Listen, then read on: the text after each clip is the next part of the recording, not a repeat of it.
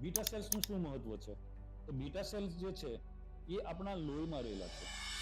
હવે બીટા સેલ્સની સંખ્યા જેટલી વધારે એટલો આપણાથી રોગ દૂર. આ બીટા સેલ્સ સામાન્ય રીતે શુગર, બીપી, સાંધાનો દુખાવો, થાઇરોઇડ, ટ્યુમર, હોર્મોન્સ ડિસ્ટર્બ, મોટાપો, આ દરેક રોગ સામે એ લડવાનું કામ કરે છે. તો બીટા સેલ જેટલા બ્લડમાં વધારે એટલા આ રોગ આપણેથી દૂર રહેશે. તો આપણે શું કરવું? તો બીટા સેલ્સ ઓછા કરે એવા ખોરાકથી આપણે દૂર રહેવું. તો બીટા સેલ્સ ઓછા કરે એવા કયા ખોરાક છે? તો દૂધ, નોનવેજ, રિફાઇન્ડ ફૂડ, ઉકાળેલું તેલ અને વધારે રંધાયેલું ફૂડ.